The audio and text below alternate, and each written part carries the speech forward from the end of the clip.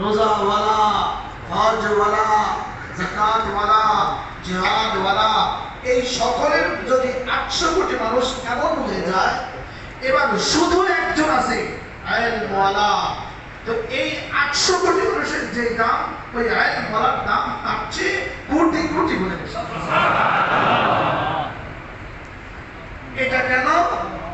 ইয়ারফাইল্লাহু আল্লাযীনা আমানু মিনকুম ওয়াল্লাযীনা উতুল ইলমা দারাজাত।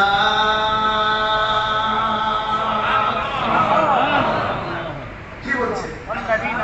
দারাজাতুন না দারাজাত। এবার দাম আপনার আমার কত?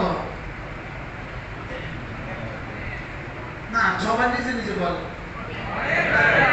দারাজাতের বহু বচন কি? দারাজাত।